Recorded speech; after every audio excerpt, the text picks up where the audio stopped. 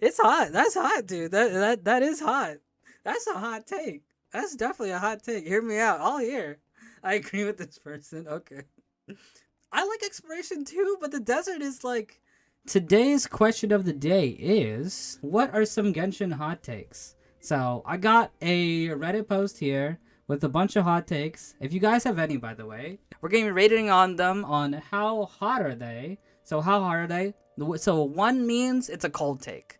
What does a cold take mean? A cold take means everybody has this take. It's something common you hear all the time. It's like, it's not that hot, right? Hot take means like, okay, this is hot. Like nobody really talks about this, thinks about this, or it disagrees with the popular opinion, right? Now the second part is, how based are they? How correct are they? How right are they? With their hot take, is it a hot take but also a garbage opinion? Is it just like, okay, this is not true at all? Or is it like, hold on, they're spitting a little bit. Hold on, they might be correct here. So here we go. First one here we got, it's from the person that made the post too.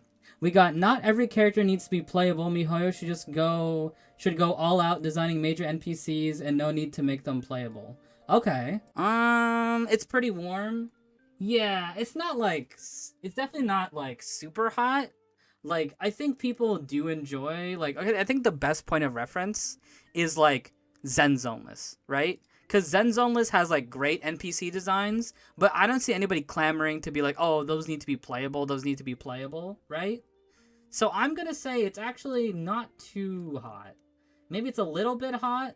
I mean, so yeah, it's a tiny bit hot. It's a tiny bit hot. Because you don't hear it too much. But I don't think anybody's clamoring for, like, the random NPCs in ZZZ to be playable, right? I don't think so, at least. Most people would probably agree on the NPC design one, but the playable part a lot of people may disagree with, especially with Fatui. That's a good point. Okay. Fatui, that's a good point. Hey, EXO. Okay. So, yeah, in terms of hotness, I think a 2. I think a 2 in terms of hotness, right?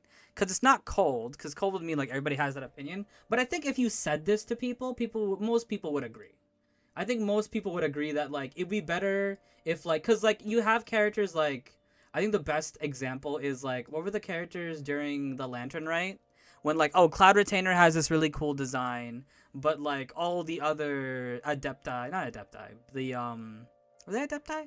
The other Adepti, they don't have good designs. We don't care that they're playable or not, but people still wanted good designs on them. So I think if you said this to people would generally agree. So I think that's why it's a 2. How based is it though? Because you can turn to characters like the Blue Oni in Ito's story, right? You can turn to like maybe Dunyarzad a little bit. Right? You can turn to, I mean, there's a bunch, right? There's a bunch of characters and NPCs who are like, oh, this is an important character for this little story, but it's just an NPC with different clothing, right? So yeah, I would, it's pretty base. I would generally agree. Maybe 4.5. Maybe 4.5. I don't think, I think the reason I'm saying 4.5 is I don't think it's ultimately necessary.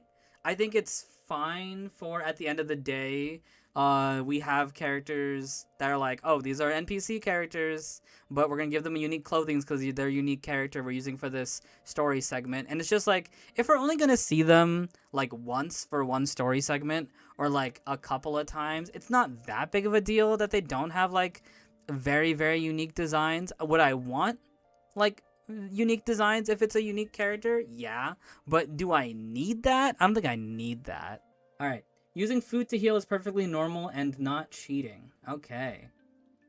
That's definitely more of a casual thing, right? Using food to heal is not cheating.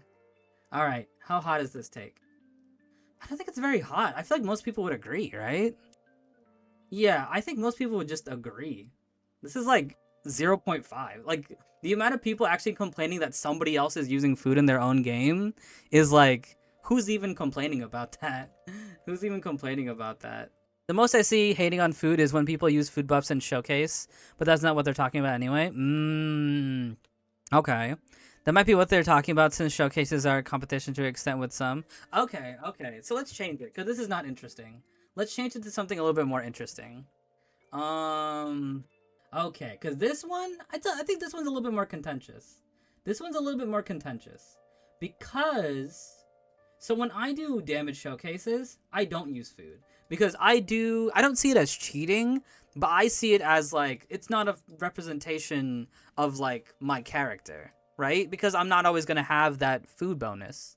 You know, I'm not always going to have like maybe the extra critical of some critical food, of some critical rate or rate's usually not the thing with damage testing. But like I'm not going to have the bonuses of food in like normal combat. So why would I include it? I would say that's pretty hot because I would consider food cheating, in a way. Food buffs are cheating, but shouldn't be used for a showcase. Yeah, that's kind of what more I'm saying. Maybe cheating is a harsh word, right? Maybe cheating is a harsh word, but the basis of this hot take, right, is like, at least the way I see it is like, well, that's not your real what you're really capable of, right? You're not gonna have that extra critical or whatever when you go into like abyss or like normal content. You're not gonna have that. That's why I don't think that's like a correct representation of your stats. If you're doing it for general gameplay thing, using food is kind of unrepresentative. Damage showcase, sure. You're trying to pull the biggest number, it's whatever. But that's why I think it's cheating though, because just like, um, I mean, I think ultimately Lynn's point is the most correct. Is like if you're using food, you need to say you're using food, right? Like I think it's like if you're using food, you need to say you're using food because that's not what your real stats are. That's not your actual build, right?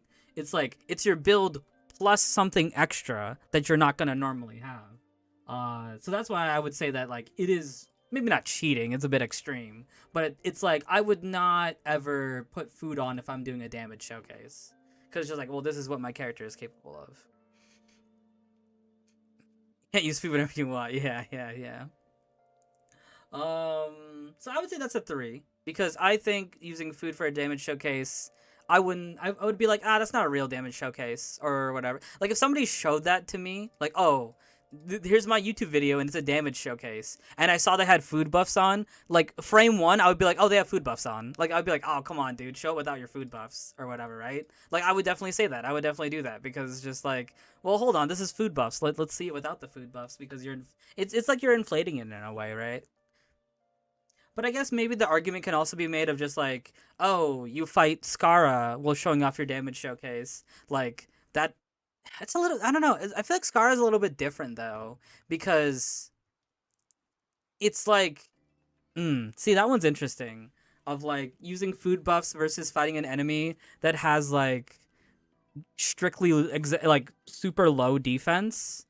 I think it's a little bit different, and the reason why I think it's different is like you're selecting what test dummy you want to fight, right?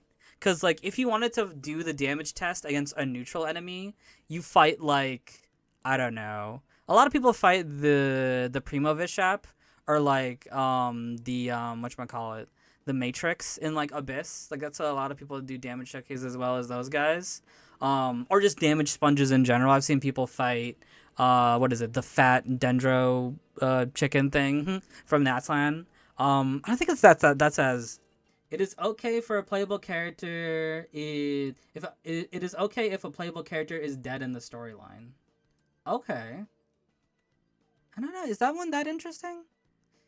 It's certainly something that hasn't been done yet. It's okay. How'd they put it?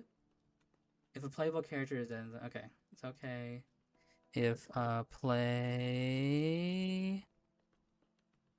character is dead in the storyline. It's okay if a playable character is dead in the storyline.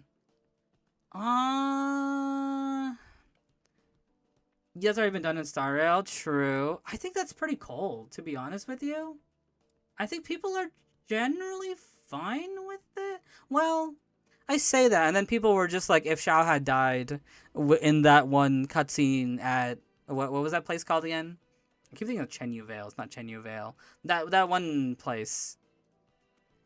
I forget what it is. There's a difference though between writing philosophy for Star vs Genshin. Yeah, that's true. How can they be a dead character be playable? What would be explanation? I like Tingyun. Tingyun's dead in Star Rail. I don't think that's super hot. I think for the most part, people would be fine with it. They're all basically dead since they're all forgotten. It's a bit controversial if they show up in later events. A dead character means it's harder for them to have certain interactions. Yeah. Yeah, Misha doesn't exist anymore. Gallagher doesn't exist anymore. That's true. Is Shenhua died in her story quest but showed up in the next Lantern, right? Yeah, that'd be weird. Yeah, I guess this is Genshin specific. But I feel like for the most part, from a player perspective, like I think players would generally be fine if a playable character was dead in the storyline, right? Well, in the case of Senora, people want a dead character to be playable, right? People want a dead character to be playable, so it's almost like a negative one. Is that a negative one? Because people want a dead character to be playable. It's interesting. I think Gallagher and Misha are the best examples of it. But at the same time, kind of Genshin, Star Rail kind of played it off easy, right? Because they're 4 stars. There's definitely a difference in like love that people have between like a 5 star and a 4 star. So it's almost like Star Rail got off easy. Same thing with Tingyun as well. Tingyun is also a 4 star. It would be strange for a game like Genshin Impact with how with how the events and the story goes on. Yeah, do you think Genshin intentionally tries to bring characters back a little bit more often? I don't think it's that based, but I do generally agree. I would say I would generally agree. It's okay for playable characters. Yeah, right. Because I'm a proponent of good storytelling, and sometimes good storytelling needs a character death. I don't agree with the idea that like a lot of characters need to die first. How do I say this? That makes sense. Story does not need character death for a story to be impactful. I think a lot of the times people think that of like, oh, if no one died, then it's like, oh, this wasn't impactful or whatever. But like, characters need to die for it to be impactful. If anything, I almost feel like sometimes character deaths can be a bit cheap in the sense of just like, oh, well, if you have a character death, then it's like you're all automatically getting impact there. It's not bad, but it would be interesting to have those playable characters. Okay. I clogged my zinc. I missed a lot of the takes so far. No, these are the only 3 so far. We've only had 3 so far. The characters in Star Rail were introduced as playable characters first and had involvement before leaving, so it's possible, but it has to be done right. Yeah. And even then, I think Star Rail takes the easy way out by making them all 4 stars. Once they do a 5 star and then that happens, that'll be interesting, right? That'll be interesting. And dude, this person was spitting. Hold on. Yo, we got Nostradamus here 1 year ago. Do you see that? Bro, Nostradamus. Check this out. Predicted resurrected Tingyun. Fuegue. Wait, was it? Fuegue or whatever her name is. Lumine is better than Aether. Okay. Okay, sure, why not? I feel like in general people like Lumine a little bit better. Better as main protagonist? See, that's a good question. I think if we add that little bit extra layer, I would say that's at least a 3 on the hot take spectrum. Because, at least in my opinion, I think Lumine is much better as the villain. I don't think Aether is necessarily better as a protagonist, but Lumine as the Abyss sibling is just perfect casting. I think that's perfect. I think there's something, at least for me personally, I think there's something a little bit off about Aether being the Abyss sibling. I feel like he just doesn't fit into the role quite well. She's a better antagonist. I agree. Yeah, I actually agree. But in terms of them being MCs, I think they're more or less equal. I'm gonna honestly give that a 3.5. I think that's quite hot. Because this implies that Aether is Abyss sibling.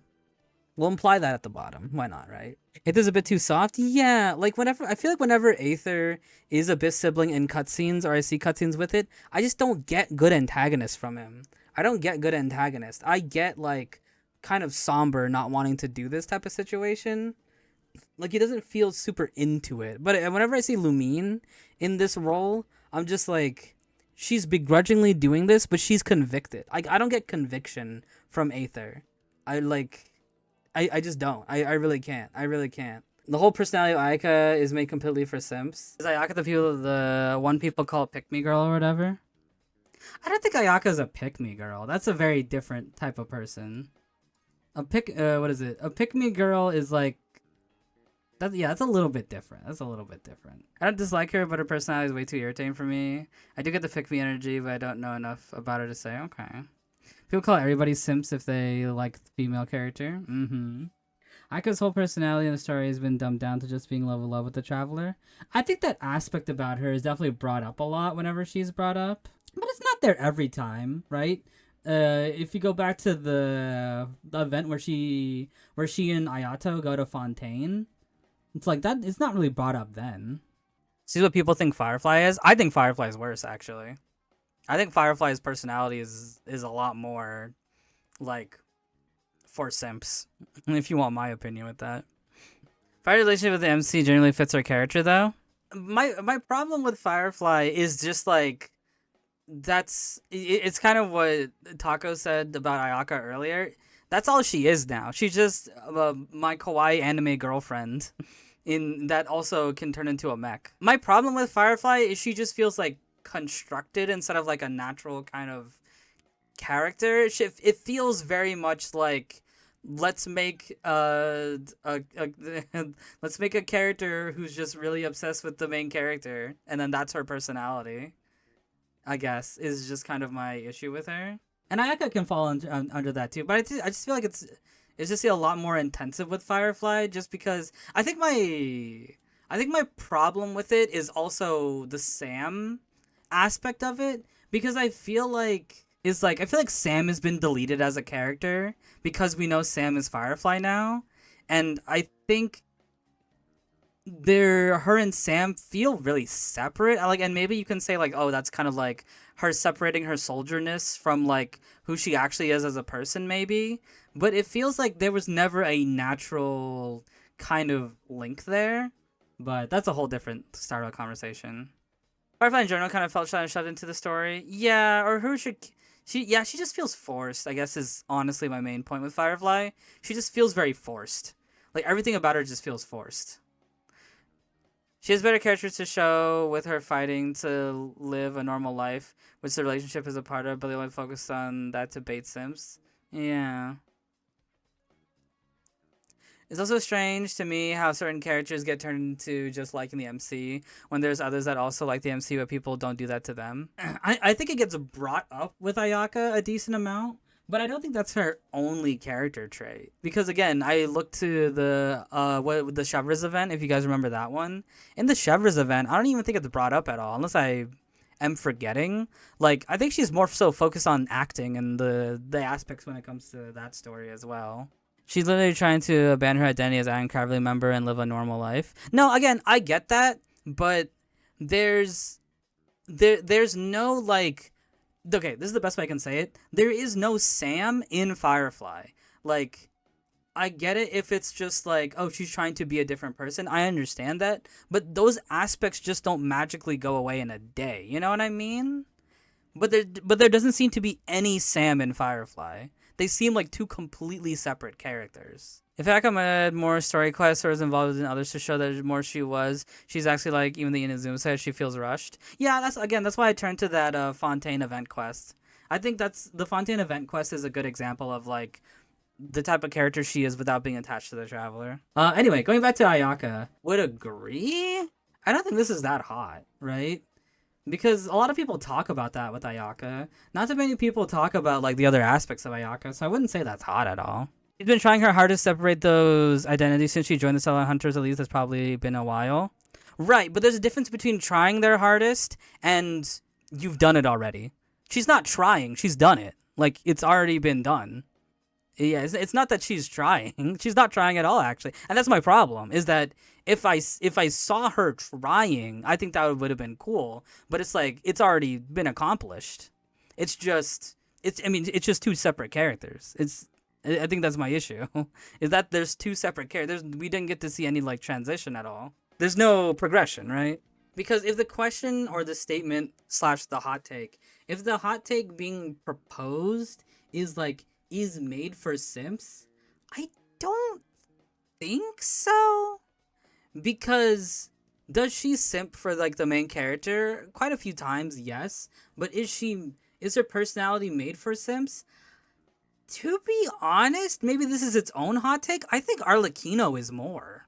Like, I think the mommy characters are a little bit more made for simps because, you know, like of how they are, like how they're like marketed, let's say, or let's call it that. Like, yeah, characters like the mommy characters, like Arlecchino is more. Like, honestly, it depends on what we consider a simp. Like, something that simps would be into, even Farina, right? If if we want to, how we want to define it, of just like, hey, this is a character that we've kind of created for you to care about. I think Farina is a bit more too, because the way Farina's stories panned out, everybody like, babies her and just like, oh, my precious, and things like that. Like, I need to protect her and things like that. I think even Farina is a bit more too. Like, when I think simp, I think people are just like, essentially like intense liking or whatever, right? Like, I get what they're saying, because like Ayaka's the type of character that's like, oh, I never really knew, like, really had super close friends, and like a character that's like, pretty often seems like not obsessed with the main character, but like likes the main character a lot. But would I agree with the specific statement that her personality is made for simps? I don't think so. Or like character. I like calling them a simp for wanting to be in a relationship with them through the traveler, or admiring them or finding them attractive. I guess that's the question, right? They're not. I mean, they're not broad enough. Oh, thanks for the bits, Nova. They're not broad enough. Whole personality of Ayaka is made completely. Okay, let's. I wonder, did anybody else talk about Ayaka? Lisa. We're not calling Xiao simp because he's the biggest. So that's true. If people want to play the Ayaka game, they also got to play the Xiao game as well. Xiao is also. Okay, let's go for the angle that... Let's go with the angle of virtual character wants to be in a relationship with me. Like, I am the conduit... Like, the main character is a conduit of me. I am the conduit of the main character, right? And let's go off that angle, because I think that's the angle that they're talking about when it comes to Ayaka. I think sometimes she can be that way, but she's not always that way. And the most recent event, like, kind of shows that, which is why I don't completely agree. Shall I give her a no? I mean, I think the Traveler Ayaka ship is pretty good. I'm actually a big fan of it. Which, again, I think if she did it, because the reason why I brought up Firefly, because I think it happens every single time with Firefly. I cannot think of a single event where Firefly isn't like half flirting or full flirting with the Trailblazer, or there isn't some relationship-esque thing going on. I cannot think of a single moment. But with Ayaka, I can think of a couple moments where she's not just doing that. Like, there was a whole event around that where she's an actress, and like that stuff isn't really brought up at all. It's more so her acting role and things like that. I think Firefly's a different case, to be honest with you. No, I think they're similar-esque. Yeah, I'm gonna give it a 2.5, maybe. So Lynn says Shunling is overrated. Okay, that's a bit more broad, and that would count as a take as well. Is overrated. Okay, here we go. Because me personally, I think she's perfectly rated. I think the amount of people that talk about her is accurate to how good she is. I don't care whether someone builds Shunling or not, but if I had to defend it, I would ask how many teams characters require Shunling. Do you need those teams? Yeah. With newer units that have come out, she's not necessary as she once was. I mean, there's a difference between like necessary and trying to do your best, right? Because if you're trying to get the best output out of your character, Shunling's in a lot of teams. I mean, yeah, I think it's in the middle, right? I think that is a 2.5. I think that is in the middle. I think she's perfectly rated. Yeah, I think she's perfectly rated as well. She's versatile in part because of her publication with no internal cooldown. Yeah, most people still consider her a must build and will say that your account is automatically worse if you haven't built her. It's definitely always worth it to build her. That's true. As for the underrated point, she's about where she needs to be in the ranking. Yeah, I think so too. Yeah, so I think that's a 2.5. I think people will definitely say that you definitely don't need her, especially with a lot of like new characters. Yeah, Cold would be like, everybody says this. Like, nobody says this. Nobody says this too often, right? But some people will say it because it's like, oh, I have to play Shunling, right? She's everywhere. I heard the Bennett one's a bit overrated. That Bennett's definitely not as used as Shunling because not everybody's attack scaling anymore, and even more so, some of the best characters are HP scaling. So, and those doesn't even need a Bennett. A lot of the times in those situations, you just take Bennett because of Shunling, because Bennett Shunling is like an insane combo. You'll take the Bennett in that team just because he can buff just the Shunling, and that's it. When is Shunling not with Bennett? I would probably say like maybe some Neuvillette teams. If you're doing like Neuvillette Vaporize is really good. I would probably play that without Bennett.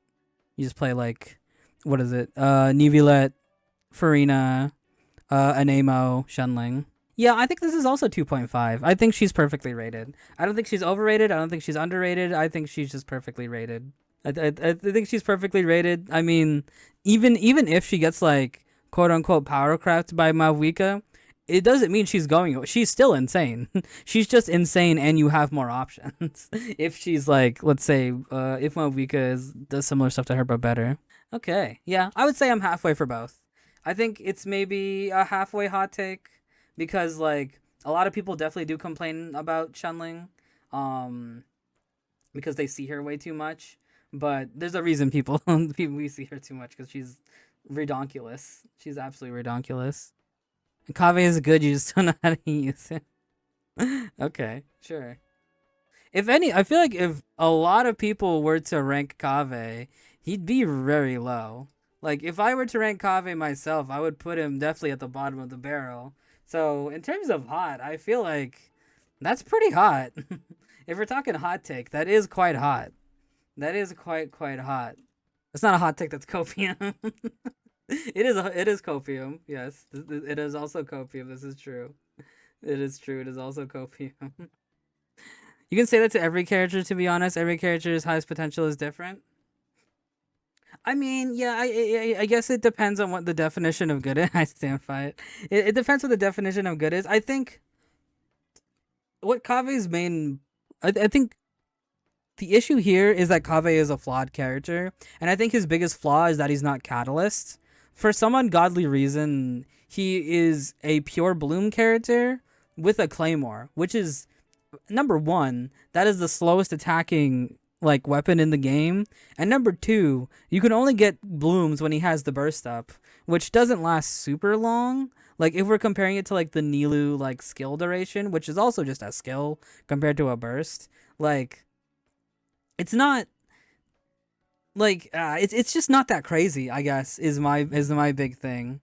Hit attack speed constellations that's cancels by hit lag from the claymores. Okay, at least that's a little bit better. But I feel like it should go from normal to insane, not like slow to normal. You know what I'm saying? Like if he was claymore, for example, if he was not claymore, if he was catalyst, excuse me, if he was catalyst, for example, it would have gone from normal to like, oh, this is him at extreme speed. And it's like, oh my goodness, these blooms are crazy. I guess that's what it is. It's like, as um, if it's the oh, it's bad. Oh, really?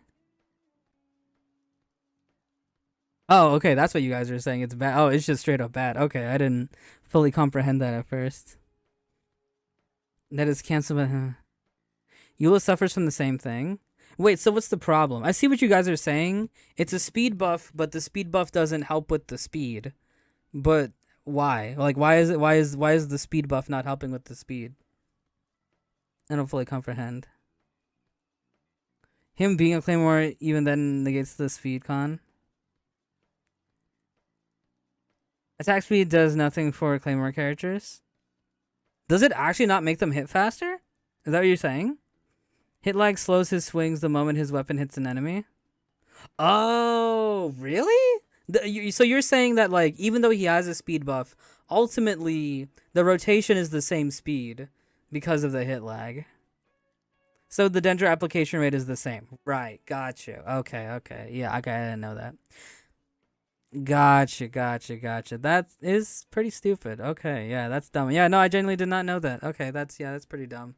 Okay. People compare him to Alhaitham, and that's unfair since he's a 5-star. He doesn't benefit from Hyper Bloom, and he's jailed to Bloom, but he never dies as he heals from Bloom cores, according to the ZM. Okay, that's true too. Okay. Interesting. Yeah. I mean, I think that's why I think this is hot, right? Because I think he is an inherently flawed character for these reasons, right? He's a Bloom character with the worst tools a Bloom character could have. Why did they make him Claymore? I mean, yeah, that's just it, right? It's ultimately why did they make him Claymore, not Catalyst? Um, a positive for Kave, he's very unkillable. Okay, valid.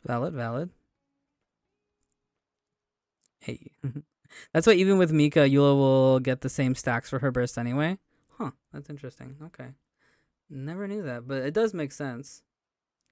Yeah.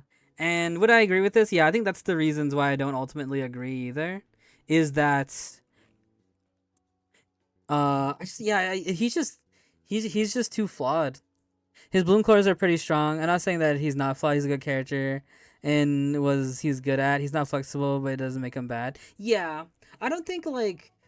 I think that's a good point. Yeah, no, that's a valid point. That's a valid point. I think he definitely isn't a bad character, and he definitely makes Nilu's blooms stronger, right? It's really just the fact that he's a claymore. That's really the main thing that's holding him back. If he was just a catalyst, he would be fine, or at least he would be like a really good option. But yeah, that's the main problem is that he is so slow because of that claymore. But he's definitely not bad. I guess that's true. Yeah, he's not the like. Okay, I'll give it. I'll boost it up to a point 0.5. I'll boost it up to a point 0.5 in agreement. I think maybe people talk him down too much. Like, if you play him how he should be played, he's not a bad. Like, Bloom is a good build. Like, he can't. If you're playing him correctly, he's not going to be bad because Bloom is inherently a good build, right? Like, you can't. Like, this is not a like. He's not a physical character, or he's not like a. I'm trying to think of another example. Like, he's not a character that uses like he's not like a superconduct character or a shadow character, right? He's a character in a build that's very easy to build, and he will be fine in that build, and that build will be a good build. Like, the main problem is that, like, yeah, he himself is not suited for it, which is weird because they made him Claymore. Um, yeah, ER to get the burst. Um, yeah, I get that. I get that. Yeah, I think point 0.5. I think I'll give that the point 0.5. Because yeah, like you said, Bloom is a good build. Like, Bloom is not going to be a bad build if you're playing it correctly, right? Bloom is not going to be a bad build, and you just play him in Bloom, so yeah.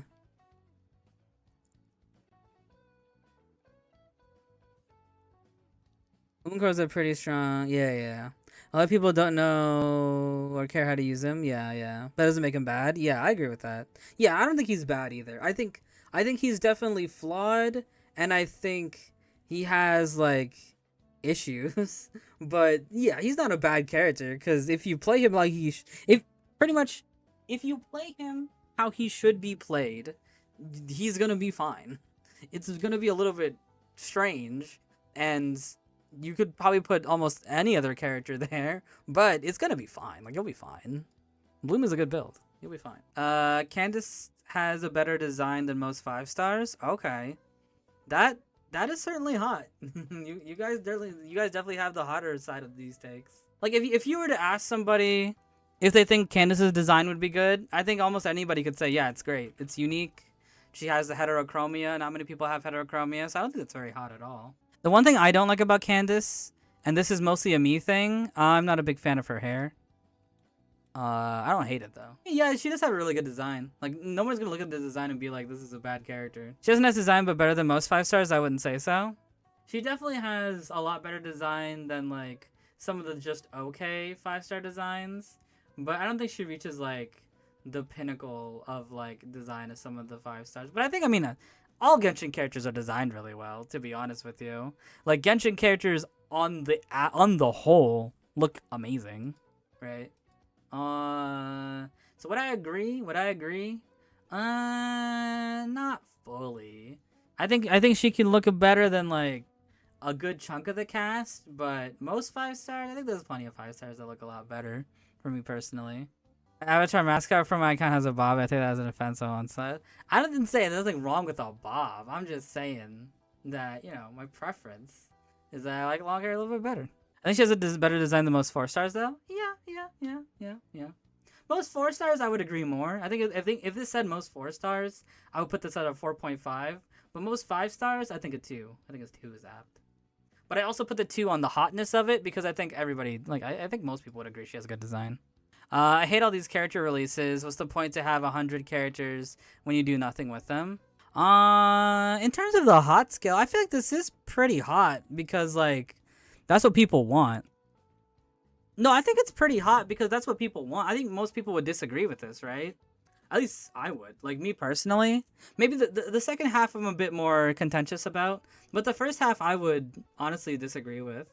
I think more characters are better, right? I think If Genshin didn't release characters as much as they do, I think I would genuinely dislike that. And I mean, that, of course, that would work against their business model too, but that's also a different point. Um, they don't do too much with the characters. I think that's pretty. That's not too hot. I think that brings us back down a bit. Um, because you could say that they use characters more often than they use other characters, right? Like we can turn to Ito for a good example. Not as much anymore. But way back when, Ito was like in almost every single event. Like Raiden, for example, they haven't used Raiden. Raiden Shogun's never been the highlight of an event. Um, what else? What else? There's definitely favoritism with some characters versus other characters, right? Like Klee is in a bunch of events. Like Xiao gets a little whatchamacallit, a little cutscene every single lantern, right, and things like that. There is definitely favoritism. Like I ain't gonna lie and be like, there's no favoritism. There's definitely favoritism when it comes to characters versus other characters, and I think that I think they can spread the love a bit more. I agree that they can spread it. If that's what's being like proposed here, I definitely think they can spread the love a bit more. Some characters like Baizu should probably get more screen time, but at the end of the day, he's less popular. No matter how interesting he may be, they wouldn't need to sell with less characters. They would just stick with some popular characters they have. Okay. Right from a storytelling point, as an author, there are way too many characters to do almost nothing. As a game and to having the pockets of parents, there's the perfect amount of characters. I actually disagree from the storytelling point because what is it? Genshin is all about like the mini stories, right? It's all about mini stories and like mini worlds. Like if you ever made a storyline with the entirety of the cast, I would agree, but they never do that. They always chunk the characters, right? There's never like, let's take all these characters and then like they're all here and like it's a mess to like make everybody relevant or whatever. Like maybe you can argue sometimes the Archon quests can kind of do that, maybe. But for the most part, Genshin focuses on mini stories that involve a chunk of characters, usually two. Most stories are all about one or two characters with supporting casts, and I think they do a good job of balancing them. Because I don't think they ever really tried to do here's a gigantic story with like every single character, like except maybe the Archon quest. But I think even then they chunk it out enough that it's pretty fine. Not when viewed from the perspective of most players, but partially based on viewing Genshin as a video game with both gameplay and story elements. Yeah. There's a lot of characters, but half of them aren't real for the majority of the time, both in lore, screen time, and gameplay. Yeah, I definitely think the balance could be better. Like, again, like I said, there is favoritism. If we're talking about favoritism, there is 100% favoritism with some characters versus other characters. Like, I mean, yeah, my favorite character, Raiden's never had an event. Raiden's only ever been, like, the cryptic character that appears and says one thing, maybe two if I'm lucky, and then she leaves. There's been no event where Raiden is predominantly featured as a main or supporting character. She's always a, what is it? What would you call that again? Oh my gosh, what is it called? She just makes like a guest appearance and then disappears. It's like whenever they have an Inazuma thing. Yeah, she's like randomly in the forest during Heizo's event, and like you have like a couple sentences with her, and then she leaves.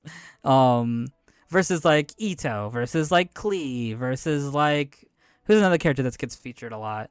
Sino, honestly at this point, Sino has like appeared so many times in a bunch of events. Some characters could have their job done by a nobody, nothing would change. What makes them necessary? Characters could have their job done by nobody, nothing would change. What do you mean? Like, what, for example? Characters don't need to be more, they need to be valuable and memorable. Isn't that... I don't think that applies to Genshin. I think Genshin characters being memorable is the core of why this game is successful. I don't agree with that part at all, actually. Like, okay, like... I mean, we just talked about Candace. Candace is like I don't know when it... Yeah, I don't think that's the correct angle of, like, valuable and memorable. We just talked about Candace, who's barely in the story. Like, the fact that these characters are memorable while not being in the story is a better testament to the characters. Mika exists. Yeah, Mika had a great scene with Noelle in that, what was it? in the Diona event where what is it? Diona figures out the spirit that cursed her. I agree that they need to use the characters more, but whenever they use the characters and focus on them, it's good. Yeah, in an event. Yeah, that's I don't what's wrong with that? I don't know. I don't get what's the problem with it being an event. It doesn't need to be in the main story. Here's some random chef can do Shunling's job, but Shunling is still a unique character at the end of the day. Yeah, yeah. I'm not dying on the take. I do wish they would do more what they already have. I think the wording could be wrong. But in the sense that characters seem to be cast aside and when they come back, and only a few when they clearly do more like the mini events. Yeah. So I would say, as much as I agree with this, I would say 1.5 maybe. I staunchly disagree with the first point of them being too many characters. I think them making more characters is what makes this game a good game. Not doing too much with the characters, I do slightly agree with that. I think they definitely have favoritism, and they could definitely share the love a bit more with the characters. But in terms of like writing or whatever, I think they strike a good balance. I think they strike a better balance than most. Many moments in the story would be better without Paimon. Oh wait, no, it's a different hot take. Sorry, I thought you were talking about this conversation. We can get to that one. Isn't Chi-Chi like the most underutilized? Chi-Chi's up there. Chi-Chi's up there. I can't. Yeah, like Chi-Chi has some lantern right stuff. I like it's so funny making what is it making what is her name again, Yao Yao. Making Yao Yao was the best thing that happened to Chi-Chi, because now they can put Chi-Chi and Yao Yao together as like best friends, and Chi-Chi gets highlighted a bit more because she's best friends. But yeah, Chi-Chi's never had an event around her. Yeah, I agree that there's favoritism. Like if this hot take was Genshin plays too much favoritism with characters, I would like super duper agree, because like there definitely is favoritism and it definitely needs to be balanced more. That's why I think, yeah, maybe I'll push it up to a 2, because I do agree that they don't do they could do more with more of the characters, but I think on the most, oh, Sarah, no, you're right, Sarah, it's actually Sarah. Sarah is the correct take. even Sarah gets Chi-Chi. I mean, yeah, even Chi-Chi gets featured more than Sarah. That's actually true. But yeah, I think there's a perfectly fine amount of characters. I do think some characters could be featured definitely a lot more. Chi-Chi, Sarah, Raiden, freaking Raiden, one of the Archons. Even Zhongli, to be honest with you, like, to be honest with you, if we're talking Archons, like, both Zhongli and Raiden barely get featured. Venti is all over the place, especially when we go back to Mondstadt. There's always something with Venti to talk about. What is it? Nahida just had a whole birthday about her. Farina gets a lot of events around her too already. Like, and Mavuika is yet to be stated. She's featuring a lot in the story right now, of course, but that is her storyline, so. Raiden didn't even get that featured in her storyline. Raiden didn't even get featured that much in her storyline. She got invited to the Ito song event and sent a letter. That did happen. Stripping characters is cringe. Contentious. Man, how do I rate this on how would I rate that on the hotness scale? Because there's some people that all they do is ship. That's their content, right? All they do is shipping. And there's some people that hate shipping no matter what. It's cringe when it's whack illegal stuff. Yeah. I think my only problems with shipping, if it's illegal crap, or you're like you think your ship is correct. Because at least with Genshin. Because Genshin makes it a point to not confirm anything. If you start speaking like this is a confirmed, like, okay, that's weird. I mean, I don't think it's that hot, because I do think a lot of people would agree that shipping culture is cringe and people who ship can be really cringe. But at the same time, a lot of people do ship, so I'm gonna say that's a 3 on the hotness scale. Listen, you can self-ship all you want. Just don't be illegal about it. Don't start like insulting people because of it. And what is it? Don't start pretending like it's real. Don't start pretending that it's real. Like, you need that. Even I have that layer of like, I'm not delusional, right? Even I have that layer. Genshin wants you to ship. Like, let's not get it twisted, right? Let's not get it twisted. Genshin as a game, Hoyo wants you to ship their characters. They want to see, like, they want you to express with these characters how you can. Like let's not try and kid ourselves here. Genshin wants you to do it, right? They made that scene with Ningguang and Beidou, and like Ningguang saying like she finally caught Beidou's eye. They made that on purpose. Like, let's not get let's not get it twisted. That's not like, yeah, we like the Acheron Black Swan cutscene. Let's not get it twisted now. They want you to ship these characters, right? Do some people go too far? Yeah, but the company themselves wants you to. Is shipping characters cringe? I don't think it's cringe. I think it can be cringe. So do I give that a 2? I'll give it a 1.5. I don't think it's that cringe. But I think people can be cringe, and it is often a conduit of people being cringe. Like, listen, one of my favorite ships is I ship Fischl Bennett because I think it's really cute that Bennett believes Fischl in everything that she's saying.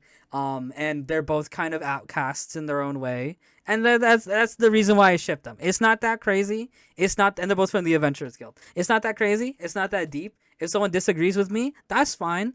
If someone says like, oh, that's not canon or whatever, I don't really care. That's that's the ship that I believe in, and I think it's cute, and that's it. That's where I end. A lot of people who ship are cringe. This is correct. That's not the that's a different take. Yeah, the whole Aethan and Kaveh, it's coming in like a bundle. Oh yeah. Those guys are just a married couple, and except the name. Yeah, people lose. It's the people, right? It's not the active shipping. It's the people. It's the people getting delusional, thinking their ships are correct, thinking other people's ships are like bad or incorrect, or all the things that come with that, right? If you're just shipping, it's fine. But if you're aggressive about it, then it's iffy. Yes, and again, it's mostly the people. It's mostly the people, not the ship themselves. Unless it's an illegal ship. If it is an illegal ship, and I am calling the police, I'm calling. If you start shipping certain characters with certain characters, there's something wrong with you. There's something wrong with you. Some people are weird. Some people are weird, unfortunately. If you have ships and you want to celebrate those ships, right? You know, if you want to celebrate those ships, go for it. Make your artworks. Make your stories. Be like, I like freaking Kaveh X. I don't know, Kaya. Like, sure, whatever. You know, like you could do whatever you want with that, but you know, don't insult other people because of that. Don't be weird for whatever reason because of it, right? I think a funny ship is like what is it? What is her name again? Oh my gosh. Layla X oh my gosh, what is her name? Naganohara. Why don't I remember her last name? Oh my gosh, what is her name? Oh my gosh. Oh, what is her name? Her last name is Naganohara because Naganohara Firework. Yoimiya, there you go. I think that ship is really funny because Yoimiya is like hyperactive and Layla is really sleepy, and I ship it just because of that. Like, it's not that deep. Like, sometimes you have those ships that are not that deep, right? Sometimes you have those like super funny, stupid ships that's just like whatever. That's cool. Yeah, ships are weird sometimes, but as long as you're civil about it, right? I think that's what matters the most, is being civil about it. So is it a hot take? Kind of. Do I agree that it's cringe? A little bit, but who cares? They should rebalance characters now that they've been out for years. Some are clearly poorly designed for the current meta. I know it's a gacha, but every other type of online game patches different classes and kits. Okay, they're talking about straight up patching. Okay. All right, yeah, that's a take. They should balance slash patch old characters. Rebalance slash patch old characters. Is that a hot take? I don't think that's that hot. I think if you ask this, what people thought about this, most people would agree. I don't think it's that hot. I think it's actually quite cold. There's a way to rebalance characters without making major changes to existing stuff. Okay, gonna disagree with this one. All right, it's called the Leap Upgrade System from PGR. Okay, I agree. Not hot at all. Yeah. Why is a new player gonna pull for Klee when you could get Arlecchino? Okay, not a hot take, but I am on board with it. What about nerfing characters for the sake of new? That's a different one as well. Let's focus on buffing. Let's focus on the weak characters. My initial stance, I think I'm at a 1, to be honest with you. I don't think I agree at all, actually. I think the way that they have made old characters good is the way that they should be doing it. Because I think the thing that I don't agree with is the rebalance slash patch.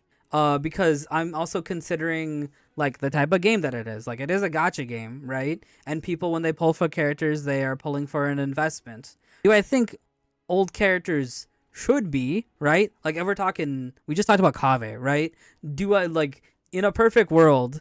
Would I be like? Could I be like, yo, make Kave a Claymore? Like yes. Make Kave a Claymore. That would make him a billion times better. Like 1,000% to make Kave a Claymore. Should I say make like fix Dia's issues, Dia's 10,000 issues that she has to be better? Yeah, but I think the way that Genshin does rebalancing, which is you introduce a new character that makes strategies more viable, or you introduce new artifact sets or whatever to make old characters viable. I think that's the better way to just do it. I think with Genshin's ecosystem, that's the better way, is new artifact sets or new characters that can push up these older characters, and now it's like, okay, now they're usable and things like that. I think that's just a better method than just patching it. You make Farina for Noelle and Jean. Yeah, yeah, I think that's a good point too. Like Noelle before Farina is a very different character. Like she wasn't used too often, not too strong. You could build Noelle and play Noelle if you wanted to. But once Farina comes out, Noelle is a whole different character. And again, I think that's just the better way to do it. That kind of stuff is unlikely to interface characters like Shan Yun or Mika. I mean, you say that, but there was for example, with Shan Yun did get better with, or Shin Yan, excuse me. Shan Yun's a different character. Shin Yan did get better when Mualani came out, right? Like, there's better options with Mualani, but Mualani existing did make Shin Yan a bit more better. Like, it gave her a team to be in. Before, she didn't even have a team she could be in. But if you have Mualani, like, Shin Yan is not a bad character. With her shield and the pulsing, like she's not a terrible character to put with her. She is an option for that team. There's no artifact set that will decrease Shin Yan's enemy count needed to actually proc her shield application. Yeah, like there's definitely characters that are weirder, but I think they can do something, right? Because I agree with what you're saying of like, oh, she needs something very specific to make her usable, but I think they could make this very specific thing. It might be weird, right? Like it could literally be like if a character has an elemental shield like XYZ, right? And it's like, oh, now all characters with elemental shields are a bit more viable. And then it's like, okay, Xinyan got a little bit better, Diana got a little bit better, etc. Even Zhongli got a little bit better. Or maybe that thing wouldn't necessarily be better for Zhongli versus something else, right? Like there are things enough that she does that it's just like, okay, we can get something here. Or Arlecchino for Candace, right? Or Candace with Farina, right? I forgot I can say this now since Natsun's been out for a while. There's a rumor way back in 4.0 that Hoya was going to do stuff like increase the level cap to 100 for 5.0, which could have served as rebalancing, but never happened. But the elemental reaction thing happened, so who knows, maybe it's a possibility later down the line. Level cap 100, like introducing a new passive? Okay. Okay, that would be interesting. I do think it's a little bit different than a rebalance, though. That's like a new... I think I'd agree with that more, because that's like a new thing for everybody that doesn't... It's not like it... I'm not saying it doesn't change the character, because, like, right, if they added a passive, like, level 100 and a new passive for every character, of course that changes the character. But that changes the characters universally. I think that's what I would prefer, is, like, changes that is not for one specific character. It's things that are made on a broad scale that is kind of put out. She occupies some overlapping niches with characters that are unlikely to release something that will help Xinyan enough because it might overskill others in her niche. Potentially, yeah, potentially, yeah. I do think Xinyan is a really specific example as well. I think Chi-Chi's another good example, right? I don't think there's any team for Chi-Chi right now. If you want me to be really honest with you, I think Xinyan is more usable than Chi-Chi is. I genuinely think there is literally no party that you would really use Chi-Chi in. At least with Xinyan, you could maybe say it's not bad if you put her with Mualani. But I genuinely don't think there's like a team that really you would put Chi-Chi in. Half of Xinyan's issues is in her kit, and the other half is that she has no weapon or artifact that truly works for her. Right, yeah. But I feel like they could fix that with introducing something new, whether it be a character, whether it be an artifact set, versus just rebalancing or patching. Because I think the precedent that sends is a bit Well, it's like a design mentality they don't want to follow. I think it's mildly disingenuous to say one was gonna, because that was never confirmed or determined. Okay. There was questionable leaks in later 4.0 versions to giving characters extra passive at 100, which could potentially help other older characters. Okay, yeah. I would be more on board with that. Again, because that's like a more universal, like a new artifact set is universal, right? A new character being released, that's a universal thing, because you can put any character with anybody on the team, right? So that's more of a universal thing. I think I'm doing more universal things versus doing a specific patch for specific characters is something I prefer.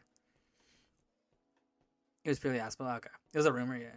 Not dying on this one. The Sumeru 4 stars are kind of weird to play. Yeah, I agree with that. The devs are making them, and a good fix would be appreciated. But again, I think the fix, in my opinion, I think the fix is putting out artifact sets for them, putting out characters that make them better, things like that. Because I agree that, especially with the Sumeru 4 stars, the Sumeru 4 stars I think are the really some of the best example of like weird characters that they put out that not really anybody uses. The secret Chi-Chi Cloran tech. Oh yeah, that was a thing for a little bit. The party's funny, but it's definitely not good. That's more of a meme build, to be honest with you. Layla's second shield strength only to the G Archon herself. Right, like, yeah, Layla has that niche too.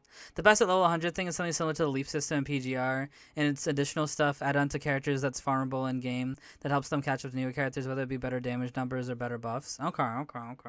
Yeah, something with like that, right? I think that's something that I would agree more. That would be better is like, here's a new system. Here's a new artifact set. Here's a new level ascension with a new passive, right? Versus like, here's the patch notes for the characters that we buffed.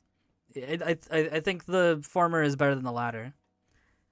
I'm fine with their current strategy of quote unquote buffing, but they could be more efficient with it without breaking their philosophy of not doing patches, nerfs, or buffs. They could be more efficient with it. Yeah, they could be more efficient with it. I agree with that. I think that too is a big thing. We haven't really talked about that at all in regards to this. Is like going back to our old meta discussion. If you want to be really honest, right?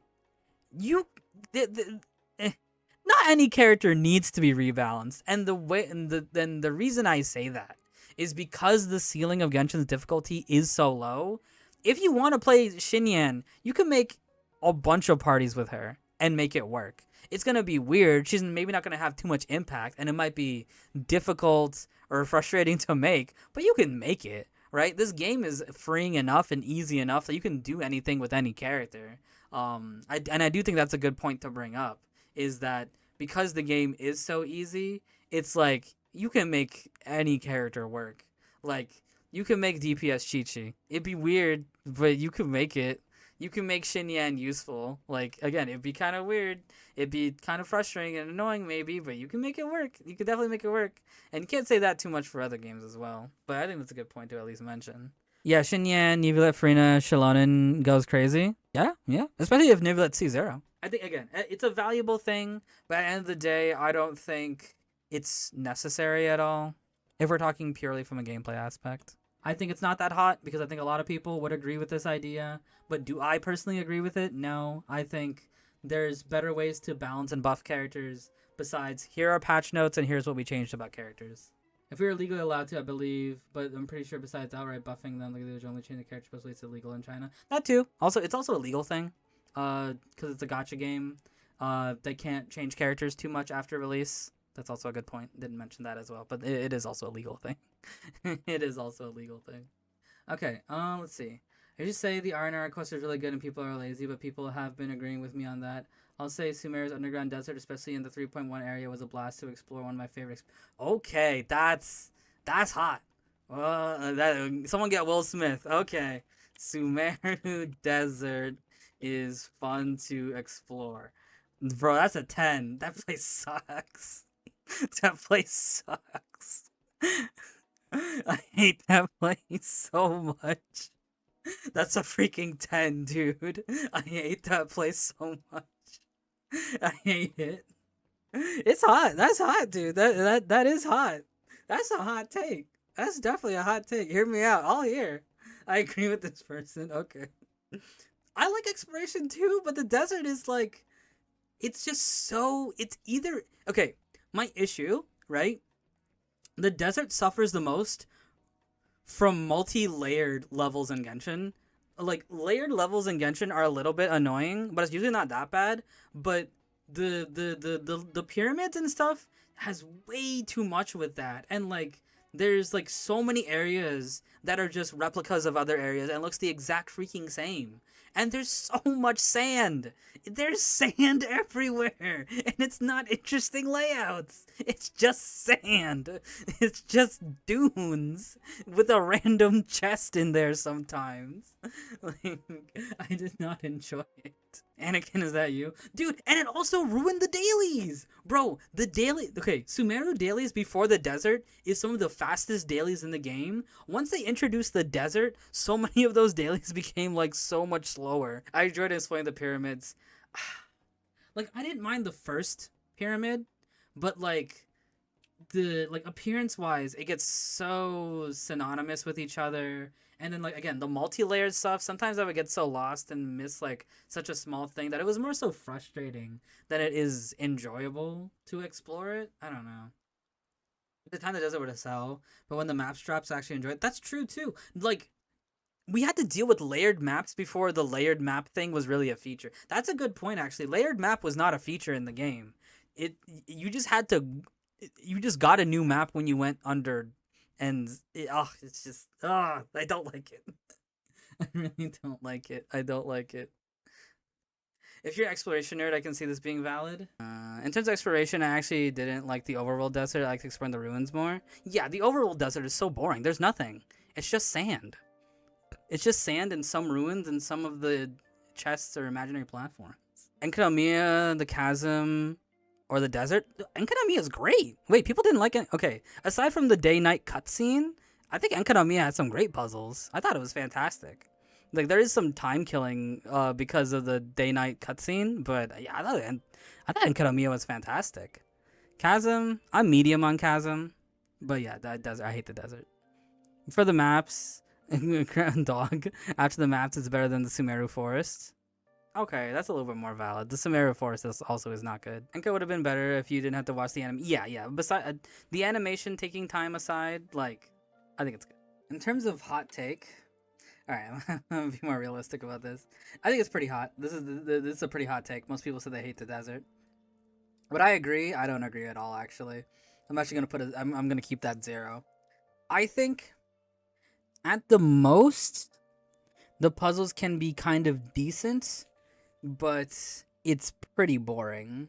Like, because I think the desert includes not only the ruins, it also includes the desert itself. And the desert isn't fun to run through.